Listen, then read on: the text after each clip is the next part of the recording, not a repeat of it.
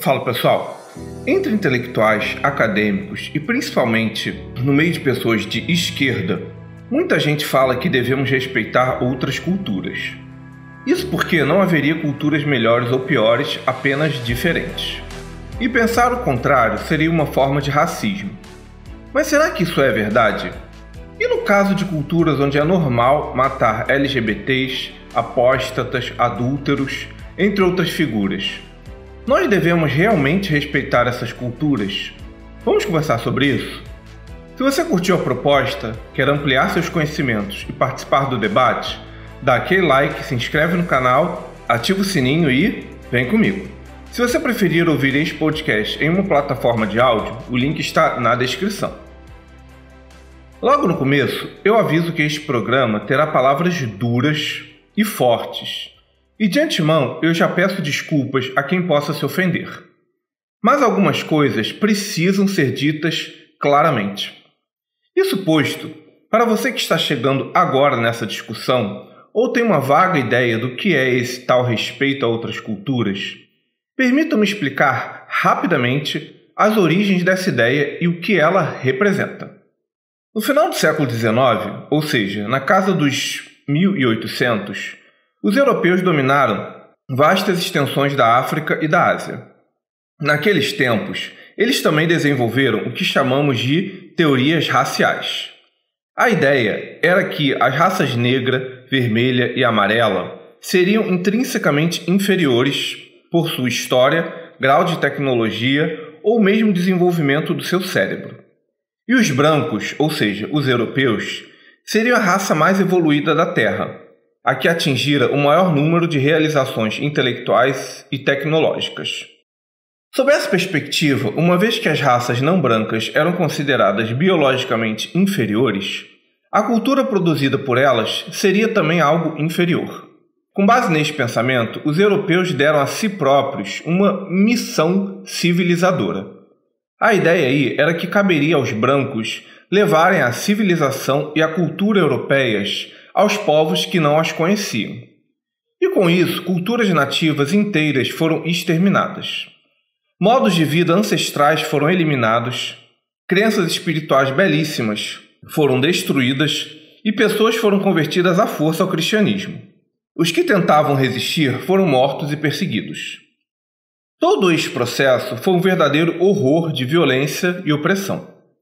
E foi justamente para tentar acabar com essa destruição física e cultural que alguns intelectuais europeus criaram a ideia de que todas as raças seriam iguais, pois todos os seres humanos teriam uma mesma essência. Alguns foram ainda mais longe e disseram que não havia sequer raças humanas. Em decorrência desta proposta, não haveria culturas superiores ou inferiores, mas apenas diferentes. Então assim, a ideia de que devemos respeitar outras culturas surgiu inicialmente como uma forma de se combater o cruel racismo europeu. No início era tudo muito bonitinho e fazia bastante sentido. Contudo, de lá para cá o mundo mudou bastante. E o que temos hoje é a seguinte situação. Há países onde LGBTs são enforcados, chicoteados, assassinados, perseguidos pela polícia ou simplesmente apagados. E não somente eles. Entre os perseguidos se incluem mulheres, ateus, pessoas que deixam o islamismo, heterossexuais que fazem sexo fora do casamento, entre outros. E isso tudo é feito em nome da tal diversidade cultural. E os que perpetuam essa opressão usam os mesmos argumentos que os europeus criaram para acabar com a ideia de culturas superiores ou inferiores. E aí a gente tem que se perguntar: será que realmente não há culturas melhores ou piores? Para tentarmos responder minimamente a esta pergunta, é evidente que, primeiro, precisamos delinear de alguma forma o que significa a palavra cultura.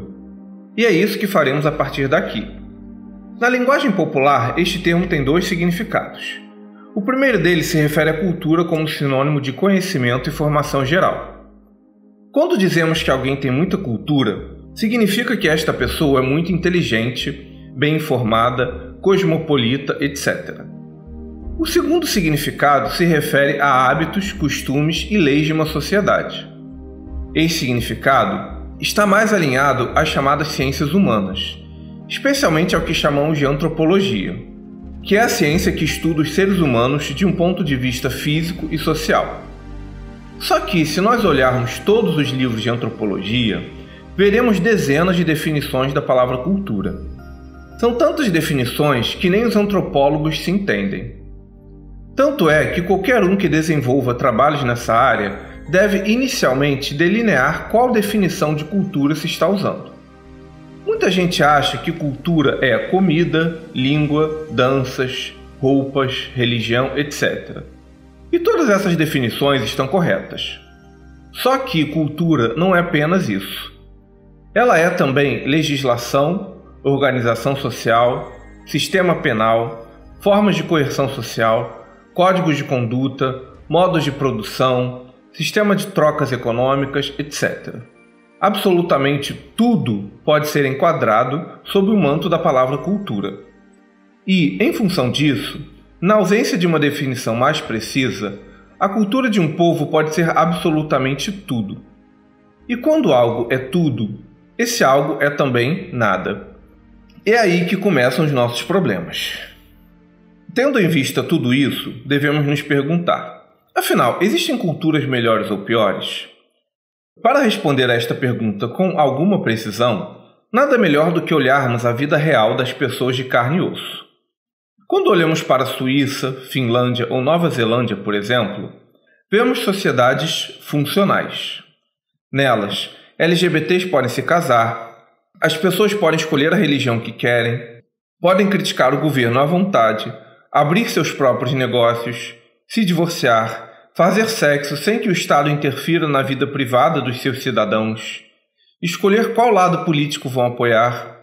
Enfim, são tantas liberdades que mal daria para escrever. Além disso, em certos países, há um senso de beleza e ordem no espaço geográfico. No entanto, quando olhamos países como Sudão, Somália ou Haiti, praticamente não há nada disso. Quase não há liberdades fundamentais nenhuma. Não há governos funcionais, há favelas em todos os cantos, mulheres não têm direitos, LGBTs sequer são considerados seres humanos, apostasia, ou seja, abandonar a sua religião, é crime, sexo fora do casamento é crime. Enfim, são tantas coisas ruins que existem em certos lugares que mal daria para enumerar.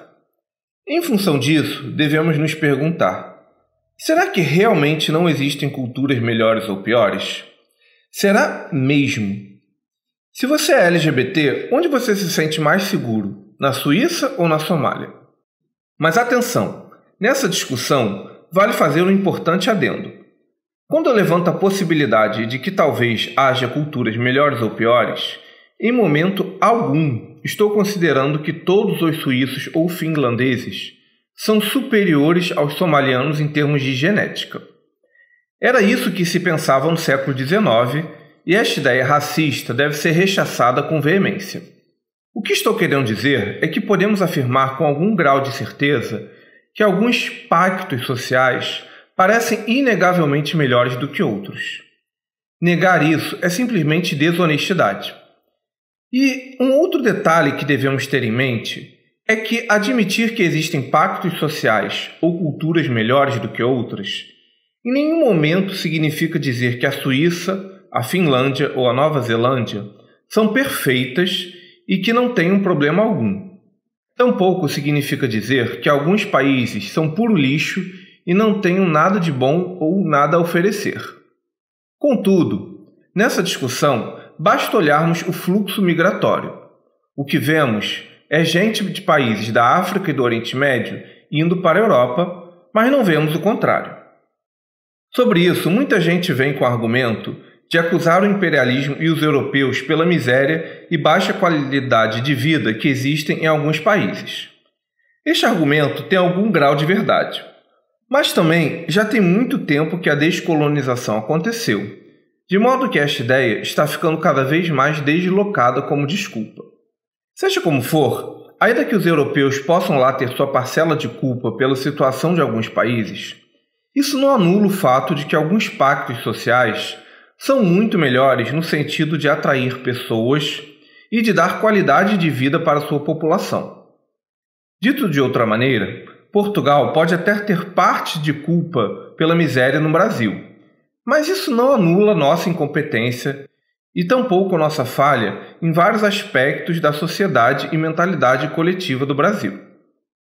Após conversarmos sobre este conceito de cultura e sobre as noções de melhor ou pior, precisamos entrar na terceira fase dessa discussão. Uma cultura é melhor ou pior para quem exatamente? Mas se você quiser saber mais sobre isso, antes dá aquele like, se inscreve no canal e ativa o sininho. Foi? Então beleza. É com base neste questionamento de para quem uma cultura é melhor ou pior, que muita gente diz que nós, vivendo no Ocidente, não podemos julgar africanos, árabes, muçulmanos, indígenas, indianos, etc., pois não temos lugar de fala para tal. Nesse sentido, devemos apenas observar certas coisas como forma de respeito à diversidade. E tudo isso laureado sob uma pretensa luta antirracista. Esse argumento é muito bonitinho e tem áreas de superioridade moral, mas existem vários problemas nele. Em primeiro lugar, quando falamos a cultura deles, o que é deles exatamente? Quem é o deles? É a religião? É a nacionalidade? É a etnia? Se for a religião, então só muçulmanos podem falar do islamismo? Mas e se um muçulmano for do Iraque e o outro for da Síria? Então um não pode falar do Islã do outro? E se forem dois iraquianos, mas de clãs diferentes? Então um não pode falar da cultura do clã do outro? E se forem dois muçulmanos iraquianos do mesmo clã, mas de famílias ou de regiões diferentes? Aí um não pode criticar a cultura do outro? A gente pode levar essa brincadeira da cultura deles até o nível do indivíduo. E no fim das contas, ninguém vai poder falar da cultura de absolutamente ninguém, porque sempre vai ser possível se criar um nós e um eles, manipulando identidades e fazendo pontos de corte. Até aqui, vocês conseguem entender como essa coisa de respeitar a cultura deles pode ser meio boba? Simplesmente porque não há um ponto de corte para definir o que é o eles. Além do mais, uma única pessoa pode ter várias identidades, o que torna tudo muito complexo. Contudo, vamos supor que a cultura deles esteja se referindo ao país.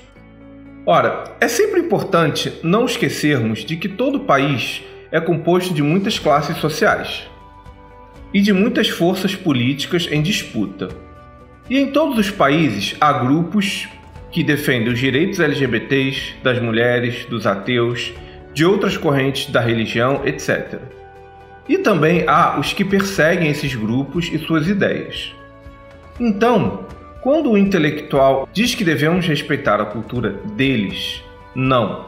Ele não está defendendo a cultura deles.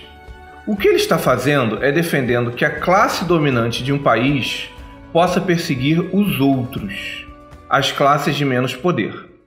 E o mais engraçado é que quando se trata do seu próprio país, esses acadêmicos enchem a boca para chamar a classe dominante de racista, fascista, reaça, conservador, etc.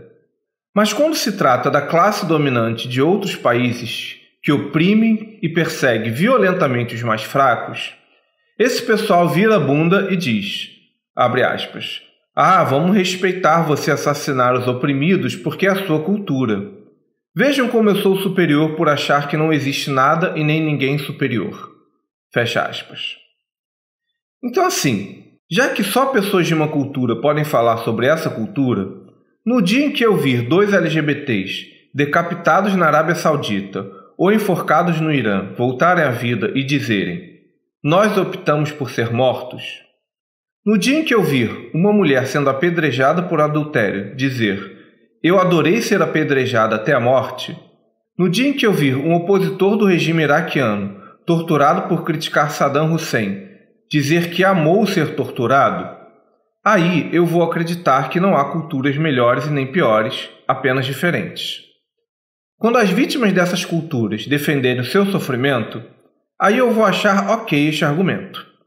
Muitos intelectuais que defendem a tese do relativismo cultural falam que, embora haja opressão em certos países, São esses países e essas pessoas oprimidas é quem tem que falar e agir, e não os brancos e ou ocidentais malvadões. Ora, essa ideia é boba e beira a monstruosidade moral. Isso porque, em muitos casos, esses grupos oprimidos nesses países e culturas não têm força política para lutar por eles.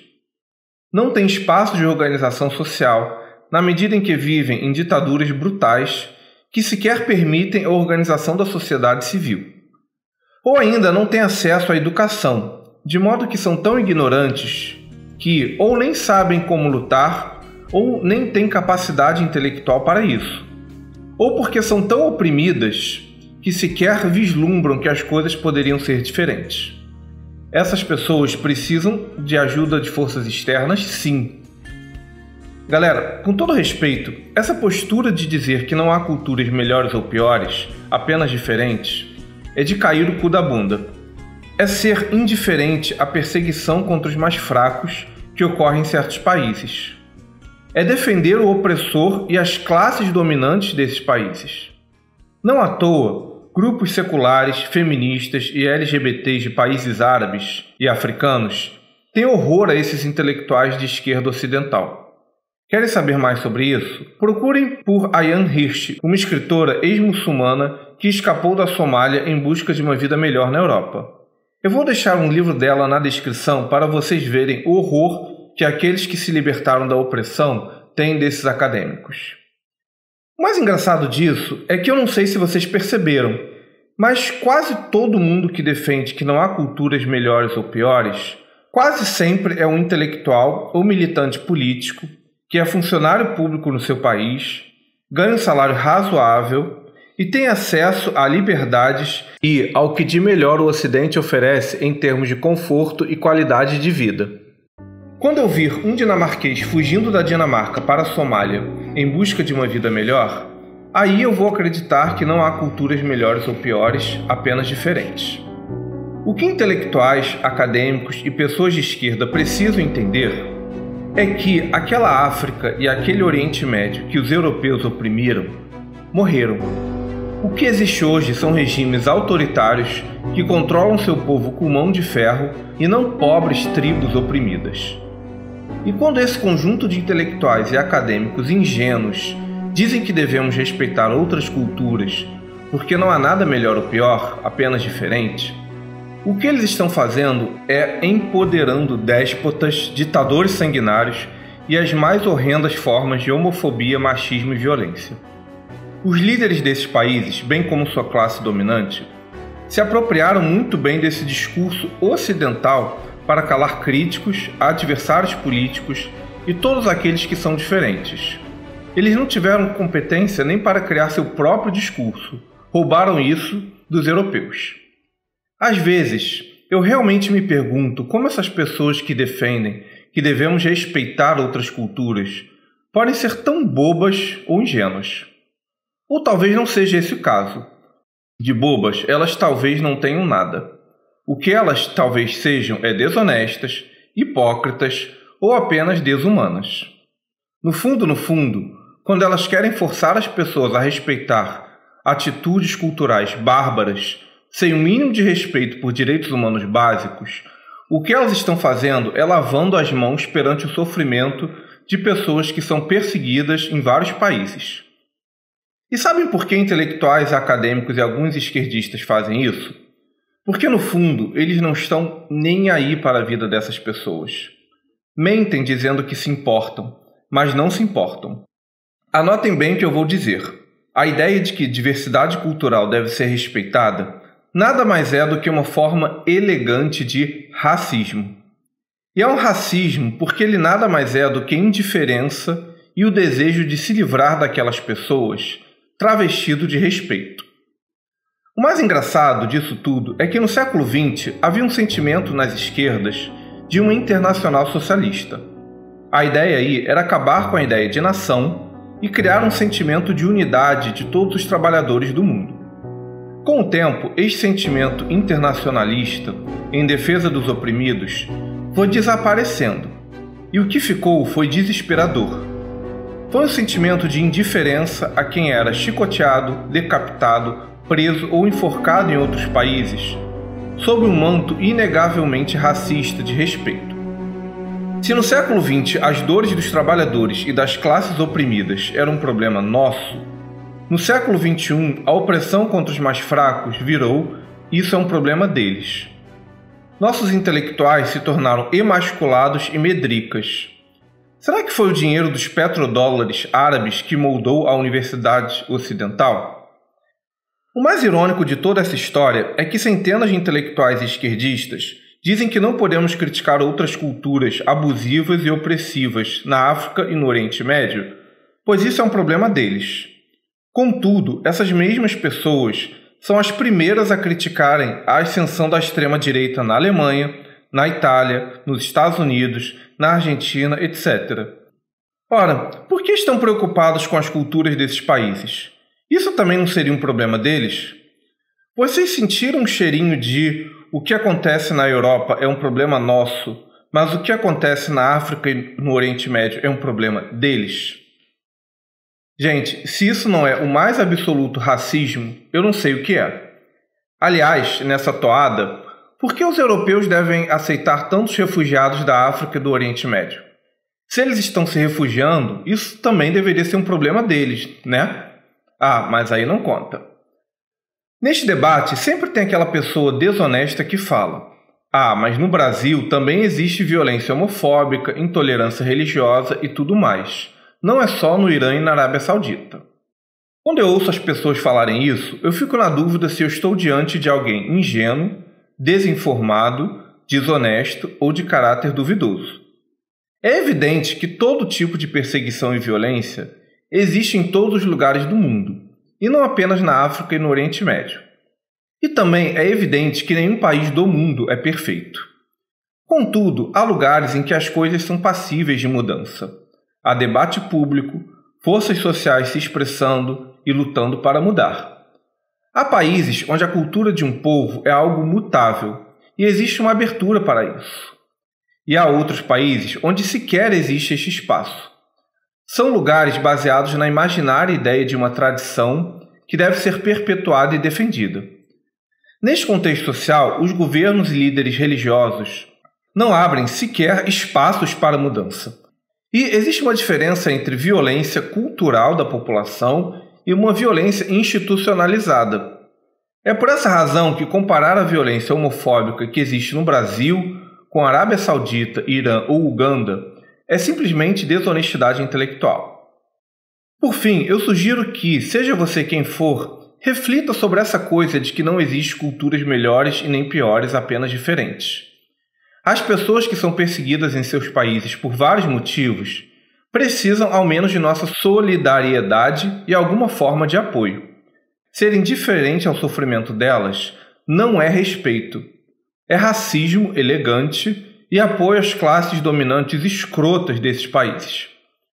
Eu realmente penso que nossos intelectuais, acadêmicos e esquerdistas deveriam se voltar para uma espécie de imperialismo dos direitos humanos como o horizonte de toda a sociedade global.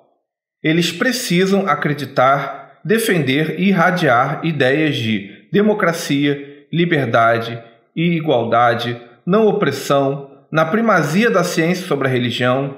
Enfim, eles precisam voltar a acreditar que algumas culturas têm mais a oferecer em termos de felicidade coletiva do que outras. Contudo, a intelectualidade ocidental está cada vez mais presa na moda do relativismo pós-moderno e na indiferença. Pobres LGBTs de países oprimidos, odiados pela direita e abandonados pelas esquerdas. Enquanto intelectuais relativizarem certas culturas e abrirem espaço para a irradiação de ideias opressivas, o futuro do mundo pode ser sombrio e tenebroso. O tal do racismo elegante é uma coisa que me parece absolutamente constrangedora. Essas, contudo, foram apenas algumas das minhas impressões sobre este assunto, mas eu gostaria de saber o que vocês pensam sobre isso. Este foi um programa do canal Ágora Gay, um espaço para conversarmos sobre filosofia, religião, política e cultura do seu ponto de vista gay. Eu sou Felipe Dias. Lembro que este podcast é um recorte de um tema complexo. Mesmo que você não concorde com tudo, meu objetivo é iniciar um diálogo para ele ser aprofundado por outros pontos de vista. Deixe nos comentários o que você pensa sobre essa discussão, sugestões e críticas construtivas. Também os convido a ver os vídeos mais antigos do canal e a seguir a gente nas redes sociais, cujos links estão na descrição. Lembrando que o Agora Gay é um espaço dedicado à conversa e aos argumentos e não às ofensas. Até a próxima, pessoal! Valeu!